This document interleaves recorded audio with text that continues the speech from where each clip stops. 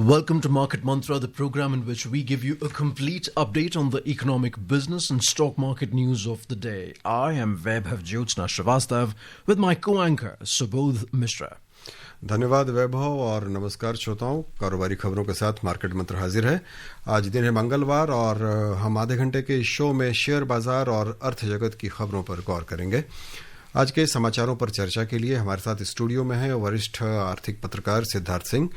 नमस्कार सिद्धार्थ जी, कार्यक्रम में आपका स्वागत है। आप दोनों के साथ साथ सभी लिसनर्स को भी नमस्कार। पहले हेडलाइंस के साथ वैभव।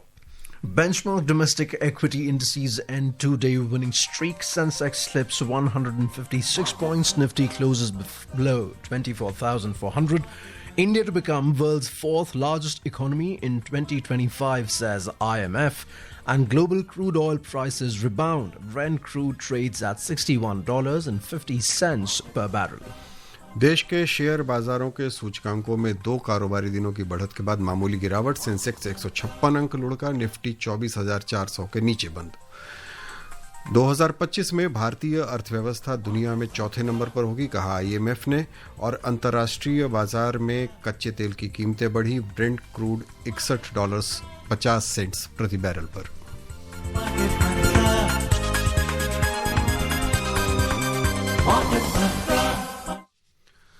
आइए सबसे पहले शेयर बाजार पर नजर डालते हैं। देश के शेयर बाजारों के प्रमुख सूचकांकों में आज मामूली बिकवाली का दबाव देखा गया। इससे पहले दो कारोबारी दिनों में बाजार में तेजी कायम थी। ऑटो और कुछ चुनिंदा टेक्नोलॉजी शेयर्स को छोड़ दें तो ज्यादातर क्षेत्रों में बिकवाली बनी रही। सबसे ज्यादा गिरावट रियल्टी और सार्वजनिक क्षेत्र के बैंकों में देखी गई। बॉम्बे स्टॉक एक्सचेंज का सेंसेक्स 156 अंक यानी लगभग 0.2% गिरकर 80,641 पर बंद हुआ। नेशनल स्टॉक एक्सचेंज का निफ्टी 50 82 अंक यानी 0.33% गिरकर 24,380 पर बंद हुआ। विस्तृत बाजार के सूचकांकों में ज्यादा नुकसान देखा गया। बीएसई मिड कैप इंडेक्स में 2.1% और स्मॉल कैप इंडेक्स में 2.3% से ज्यादा की गिरावट रही। The benchmark domestic equity indices today ended with modest losses, snapping their two-day winning streak. Barring auto and select technology stocks, most sectors witnessed selling pressure, with realty and PSU banks dragging the most. The 30-share index at the Bombay Stock Exchange, Sensex, slipped 156 points, almost 0.2%, to close at 80,641. The National Stock Exchange Nifty 50 dropped 82 points or 0.33% to settle at 24,380. The broader market indices at the BSE closed with deeper cuts. The mid-cap index fell over 2.1% and the small-cap index lost more than 2.3%.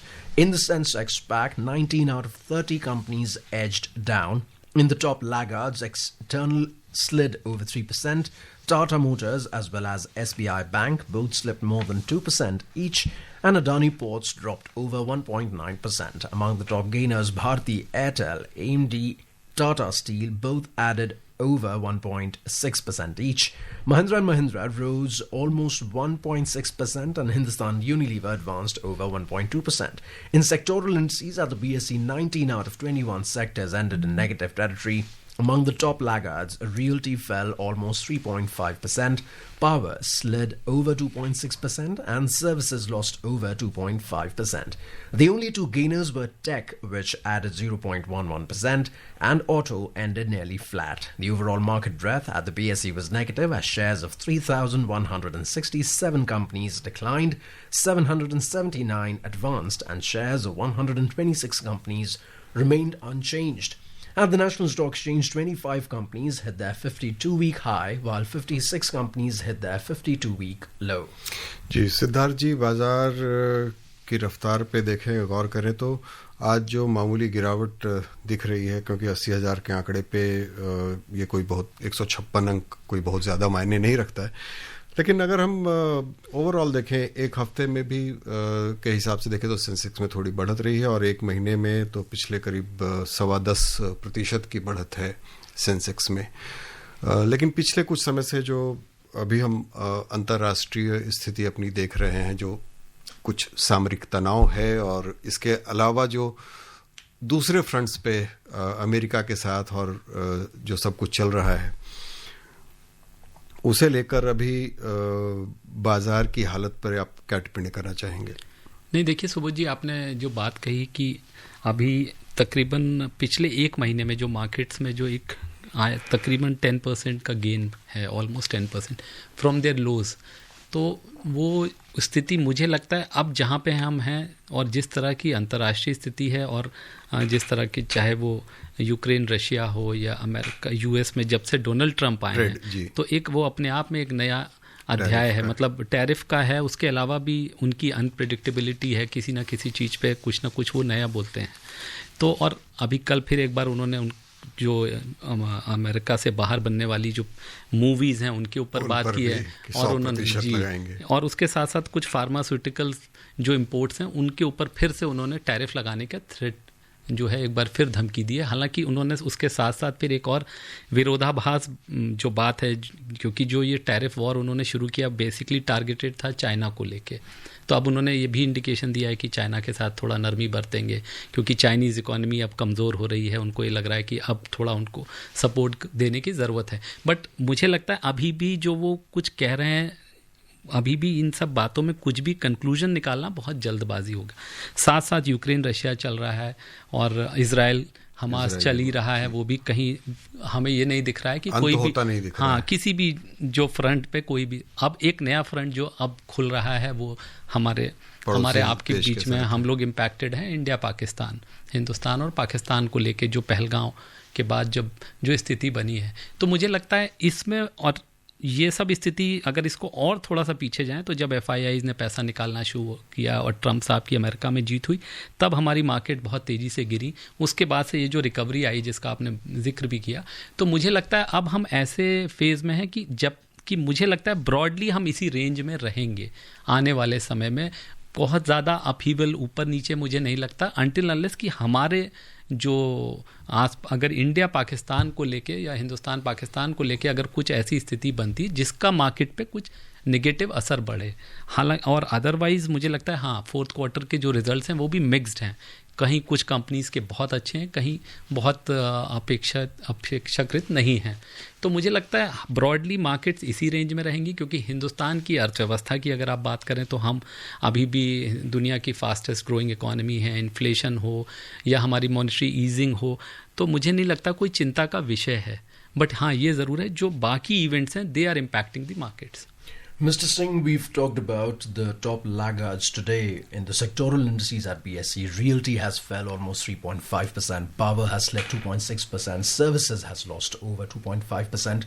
From an investor point of view, do you believe that the investors are losing their interest in all the other sectors and it's just IT and a few more sectors that are now favorable for the investors, or even that is going out of their hands, and because of the unpredictability they're not really able to capture the mood of the market and take any gains out of it?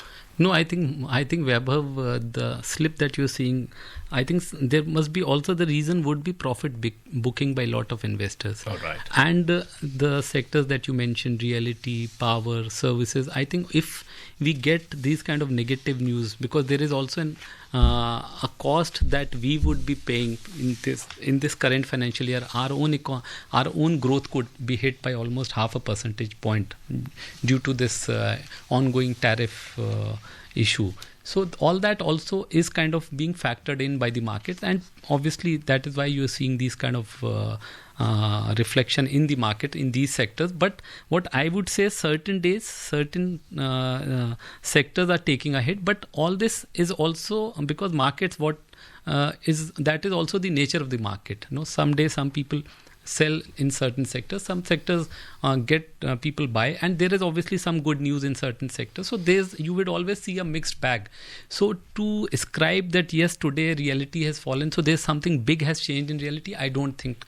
Yes, the overall obviously, because there is a feeling that our own GDP may be impacted. So all that could be a reason for a little bit of reflection in those sectors. But overall, I don't see that as a matter which is something, a phenomena or a concern. So we're in a safe place and there will not be too much of upheaval, as you were saying earlier. Also, since the tariff war, the so-called tariff war has begun from the US's side, which has impacted so many sectors across the globe, not just India, and India being in the center of the investment hub market, it has taken a hit as well, and especially the retail investors. Do you believe that reports of zero for zero tariff and other such policies by the government as they wish to stabilize this situation will help the investors' trust in the coming times? See, Vaibhav, from an investor point of view, I'll be very clear. Like you mentioned, zero for zero.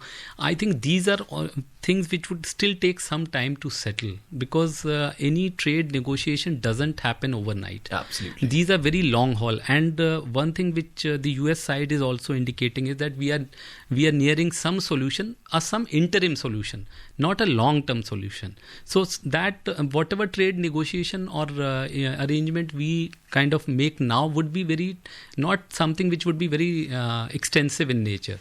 So would be something which is very short in nature for a brief period. And from an investor point of view, I would say, see, Indian economy, there is nothing to worry as far as our own economy, our own fundamentals are concerned. Absolutely. So from an investor point of view, what worries me most is when markets fall, investors panic. If you ask me honestly, I would say Mr. Trump or these trade issues which sprang up after his taking over as US president, the issue of tariff. So these have given an opportunity to the investor to come in again in the market. FIIs left in a big way, but it was our own domestic investors who were there in a big way, and who almost now, people below the age of 30 constitute almost 40% of our own Indian markets. Absolutely. So what I'm trying to say is that for an investor, he need not get panicked, because if you're coming to market, please have this in mind, that don't come with an aim to make money overnight. So and in the current scenario, I think you have to wait for your day. Some opportunity, I would say, still we have lost. Even retail investors have lost the best time, I would say, for now. If something major happens between the two nations, India and Pakistan, then probably markets, we may see a huge impact on our markets. But that is something which only future can tell. But for the time being, I would say investors need to be invested. They should wait for their day. There is still a lot of value buying in the Indian markets. And on a given day, you should identify your stocks and wait for that opportunity, wait for that day and pick those. So Rome was not built in a day, and patience is one of the virtues that will let us get those opportunities. जी, बाजार के लिए तो वही है मंत्र. और सिद्धार्थ जी, एक जो खास बात है, एक सेक्टर जिस पर अभी गौर करने की शायद ज़रूरत है, वो बैंकिंग. उसके जो आंकड़े अभी पिछले हफ्ते हमने देखे हैं, जो आंकड़े आए हैं अभी आमदनी के, उनके वो कुछ अभी सोचनीय है सार्वजनिक बैंकों के खास करके. हाँ, तो वही मैंने कहा, आपने सार्वजनिक कह दिया, नहीं तो मैं कहता कि मिक्स्ड बैग है. कहीं मतलब कहीं बहुत अच्छे हैं, कहीं उतने अच्छे नहीं है. बट उसमें भी अगर आप देखेंगे, जैसे मतलब जो एक बड़ा सरकारी बैंक है जिसके नतीजे पिछले हफ्ते आए, उसमें भी देखेंगे तो ऐसा नहीं है कि उनके किसी बिजनेस की वजह से उनके प्रॉफिट्स घटे हैं. उन्होंने कुछ जो अपने कुछ लॉन्ग टर्म जो उनके वो हैं, उनके लिए जो प्रोविजनिंग की है, जो उनके एक्सपेंसेस उनको लगता है भविष्य में उनके ऊपर आएंगे, तो उनके लिए उन्होंने प्रोविजनिंग करके चल रहे हैं. सपोज मतलब मैं एग्जाम्पल के तौर पर बोलूँगा, उन्होंने पेंशन को लेकर एक बड़ी प्रोविजनिंग की है उस बड़े बैंक ने. तो मुझे लगता है कि ऐसा नहीं है कि नतीजे बहुत चिंताजनक है. हाँ, बिल्कुल नतीजों पर असर इसलिए भी आएगा जब RBI के इंटरेस्ट रेट कम होंगे, तो कहीं ना कहीं उनके नेट इंटरेस्ट मार्जिन्स जो वो लेंडिंग करते हैं उस पर कहीं ना कहीं इम्पैक्ट आएगा, एक प्रेशर आएगा. लेकिन मैं उसको चिंता का विषय नहीं मानता हूँ. और जहाँ तक NPA की स्थिति है, सरकारी बैंक हों चाहे हमारे निजी बैंक हैं, मतलब वो बहुत ही अच्छी स्थिति में है, तो मुझे वो चिंता का विषय नहीं लगता. और दूसरा, जहाँ तक बैंकों का बात है, तो बैंक हमेशा फ्रंट लाइन स्टॉक्स होते हैं. चाहे वो जब वो चढ़ेंगे तो सबसे आगे रहेंगे, जब मार्केट ऊपर जाएगी तो भी फ्रंट लाइन रहेंगे बैंकिंग स्टॉक. और जब मार्केट पे कोई बुरा असर आता है या गिरते हैं, तो तब भी आप देखेंगे उतनी तेज़ी से नीचे आते हैं. हाँ, वैसे अभी अगर देखें तो उनकी स्थिति जो रही है, जिस तरह की गिरावट है, या पिछले एक महीने का आंकड़ा देखें तो जो बढ़त है, वो सेंसेक्स में वैसा ही दिखता है. बिल्कुल ठीक कहा आपने. और मुझे लगता है कि आप अभी भी निवेश के बहुत मौके हैं एक इन्वेस्टर के पास, और मार्केट में अगर आ रहे हैं तो बिल्कुल आप बढ़िया अपनी रिसर्च करके आएँ. अगर आप खुद नहीं कर पाते हैं तो आप SIP मॉडल से आ जाएं और कंपनी के मैनेजमेंट को देखें, बिजनेस मॉडल को देखें, उनकी ऑर्डर बुक क्या है, उनका प्रॉफिट जो उनका वो है ग्रोथ का वो सब उसको डिटेल में स्टडी करें। और मुझे लगता है मार्केट में आ रहे हैं, फ़िलहाल जब आ रहे हैं तो ये मान के चलें कि कम से कम मुझे लगता है अगले 1-1.5 साल के उसको माइंड में रख के आएँ कि आप इन्वेस्ट कर रहे हैं इस पैसे को अगले 1-1.5 साल के लिहाज से कम से कम। जी, आइए अब जरा रुपए की हालत पर नज़र डालते हैं। अंतर बैंकिंग विदेशी मुद्रा बाजार में रुपया आज एक अमेरिकी डॉलर की तुलना में 17 पैसे कमज़ोर होकर 84 रुपये 43 पैसे प्रति डॉलर पर रहा। दुनिया की अन्य 6 प्रमुख मुद्राओं की तुलना में डॉलर की मजबूती नापने वाला डॉलर सूचकांक अंतर्दिवसीय कारोबार में 99.56 पर चल रहा था। और एशिया के बाज़ार और यूरोप के बाज़ारों का क्या हाल रहा वो देखते हैं। प्रमुख एशियाई बाज़ारों में आज बढ़त का रुख बना रहा और निवेशकों की नज़र अमेरिका और एशियाई देशों के बीच व्यापार संबंधों पर टिकी रही। चीन का शंघाई कंपोजिट 1.1%, हांगकांग का हैंगसेंग 0.7% और सिंगापुर का स्ट्रेट टाइम्स लगभग 0.2% बढ़कर बंद हुआ। जापान और दक्षिण कोरिया के बाजार आज सार्वजनिक अवकाश की वजह से बंद रहे। ताज़ा समाचार मिलने तक यूरोप के प्रमुख सूचकांकों में हल्की गिरावट देखी जा रही थी। जर्मनी के डैक्स में 0.8% से ज़्यादा, फ्रांस के कैक 40 में भी थोड़ी गिरावट देखी गई और लंदन के फुट्सी 100 में 0.12% की मामूली गिरावट बनी हुई थी। तो अभी अगर हम आज यूरोप वाले पर अगर गौर करें, क्योंकि एशिया के तो अगर हम देखें निक्केई तो आज बंद ही था और कोस्पी भी बंद था, 2 बड़े बाजार नहीं थे। और लेकिन शंघाई कंपोजिट ने बेहतर आज सबसे अच्छा दिखाया, 1.1%, थोड़ा मायने रखता है। लेकिन आज यूरोप में थोड़ी आप बिल्कुल ठीक कह रहे हैं। फुटसी और जहाँ तक आपने यूरोप की बात की, एक कहीं ना कहीं शुरुआती, हाँ शुरुआती भी, और वहाँ भी कहीं ना कहीं एक तो बैंक ऑफ इंग्लैंड की मॉनेटरी पॉलिसी अनाउंसमेंट आना है, दूसरा उनको भी जो फेड का जो वेडनेसडे को अनाउंसमेंट है फेड की पॉलिसी का, वो एक प्रेशर है। दूसरा कहीं ना कहीं टैरिफ को लेके जो यूएस और यूके के बीच में भी जो एक टैरिफ अरेंजमेंट होना है या टैरिफ की जो बातचीत चल रही है, जो नेगोशिएशन चल रही है, उनका भी प्रेशर कहीं ना कहीं बाजार पे है, उसको भी लेके चिंता है। क्योंकि कहीं ना कहीं अभी पीछे ये लग रहा था कि शायद UK will be the first nation which will have an arrangement with US on tariffs, but अभी कहीं ना कहीं उस पर भी थोड़ा एक अनिश्चितता का जो है बादल छाए हुए हैं, तो शायद उसका असर मुझे लगता है इमीडिएटली दिख रहा है। We're talking about the U.S. stocks.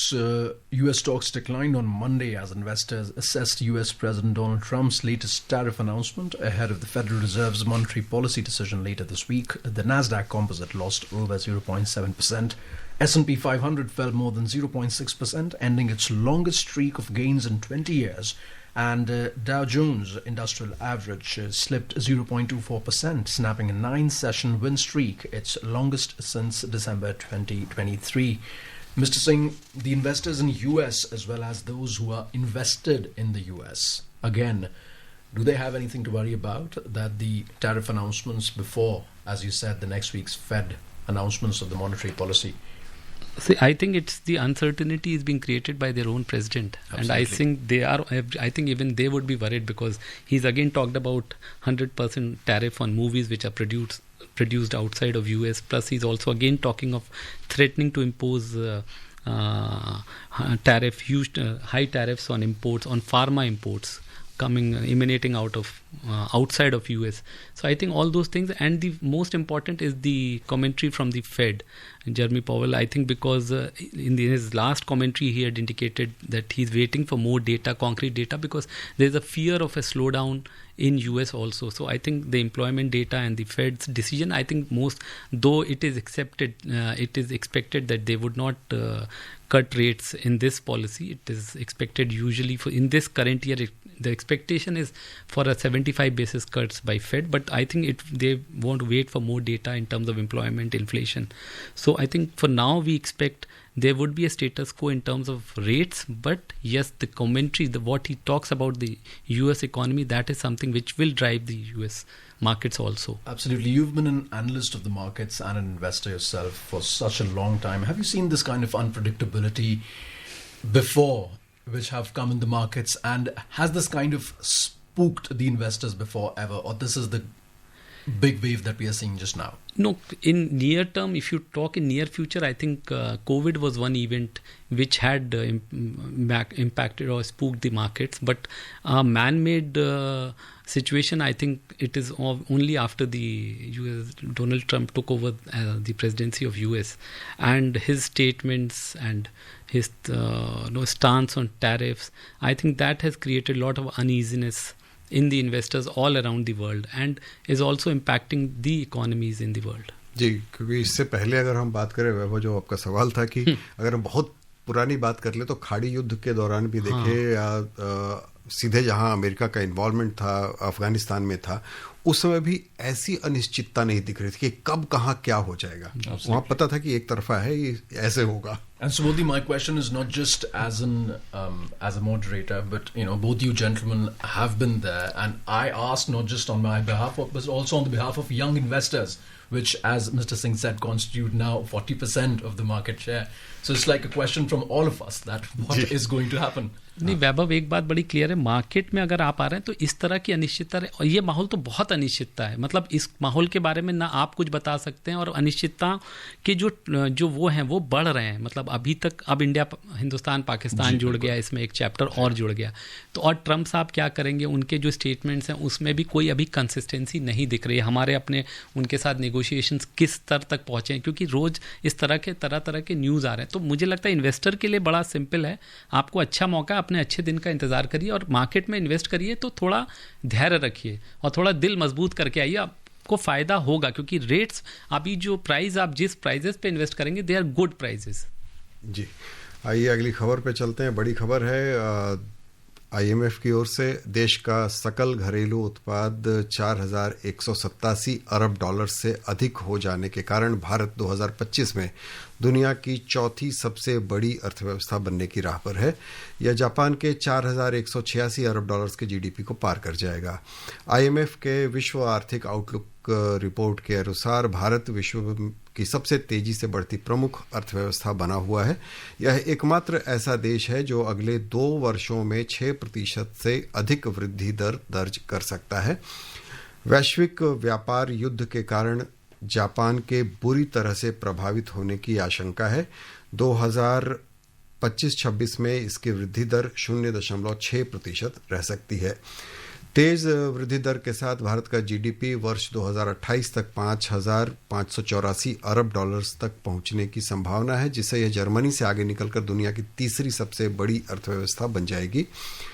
IMF ने जर्मनी के लिए 2025 में 0 और 2026 में 0.9% की वृद्धि दर का अनुमान व्यक्त किया है, क्योंकि अभी दुनिया में जारी व्यापार युद्ध का यूरोप के देशों में जर्मनी पर ही सबसे ज्यादा असर पड़ने की आशंका है. And continuing the story, meanwhile, Moody's ratings today lowered India's GDP growth projections for 2025 to 6.3% as compared with 6.5% earlier. It also projected that India's growth expected to accelerate to 6.5% in 2026. It said economies globally will see a slowdown on account of heightened US policy uncertainty and trade restrictions. It said geopolitical stresses like tension between India and Pakistan also have a potential downside risk to its baseline growth forecasts. This outlook aligns with the International Monetary Fund (IMF), which also projects India as the only major economy poised to grow above 6% in 2025. On a positive note, Moody's expects India's inflation rate to moderate to 4% in 2025 and 4.3% in 2026. This easing inflation trend is expected to strengthen the country's macroeconomic fundamentals, potentially giving the RBI more room to lower interest rates and support growth. जी वैभव, आपने जो Moody का अनुमान अभी बताया है, जो थोड़ी सी कटौती की है मूडी ने, लेकिन उसके बाद भी जो हम पहले वाली खबर है आईएमएफ की, हम दोनों को जोड़कर बात करें तो आईएमएफ ने जो बताया है वो तस्वीर काफ़ी अच्छी नज़र आ रही है कि अगले एक साल, इसी साल, अब 2025 की बात कर रहे हैं कि भाई हम दुनिया की चौथी सबसे बड़ी अर्थव्यवस्था बन जाएंगे और 2028 तक तो शायद हम तीसरे नंबर पे पहुंच जाएंगे, क्योंकि यूरोप में और जर्मनी को खास करके देखें तो उसके वृद्धि दर में अब गिरावट या लगभग वो रुक जाने की आशंका पैदा हो गई है। सिद्धार्थ जी, आपका। नहीं सुबोध जी, आपने बिल्कुल ठीक कहा, क्योंकि तकरीबन अभी भारत की जो अर्थव्यवस्था, वी आर अराउंड $3.5 ट्रिलियन, तो it is expected that we will be a $5 trillion economy somewhere in 28-29, so we would be becoming the third largest economy. And I think थोड़ा बहुत जो इम्पैक्ट हो रहा है, और there will be a little bit impact, और it might be 1 or 2 months here and there, would be because of this trade disruptions which is coming in. India has the highest self-reported artificial intelligence skill penetration in the world, which reflects the country's growing potential in the sector. According to United Nations Development Programme UNDP report released today, the country has made significant progress in harnessing AI to empower farmers and small businesses. With a talent pool of over 5 million software developers, India is well positioned for sustained growth in the AI landscape. The report highlights the effective integration of AI into critical sectors such as healthcare and agriculture, showcasing its transformative impact. While global human development progress faces an unprecedented slowdown, the report emphasizes that AI holds the promise to reignite and accelerate development efforts worldwide. How important would be AI in India's growth story, Mr. Singh, as it integrates into various sectors now on?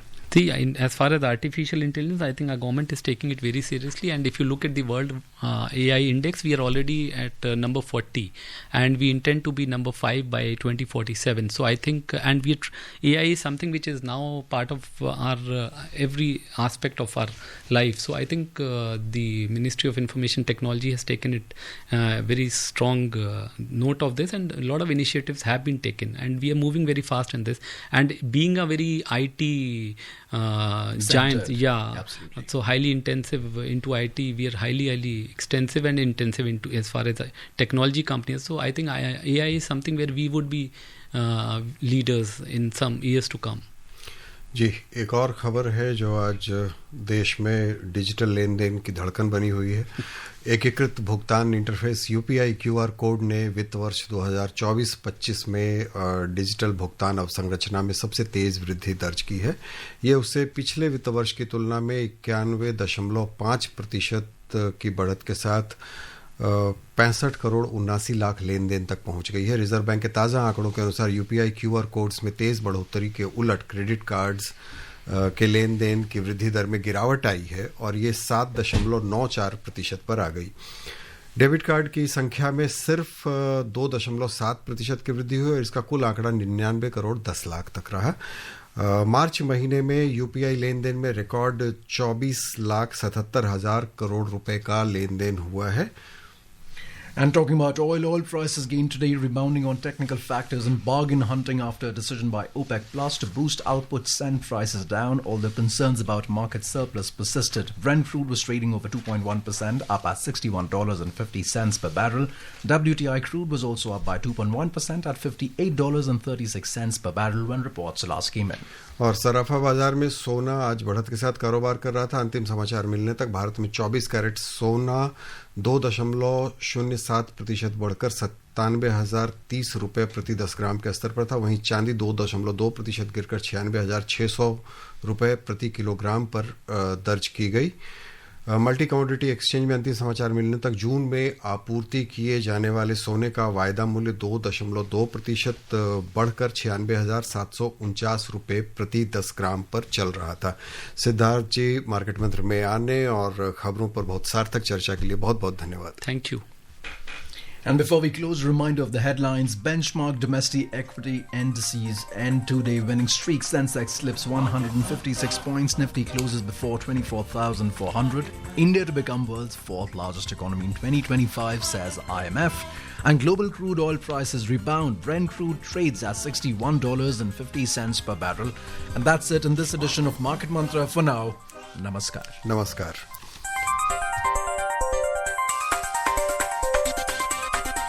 Market Mantra.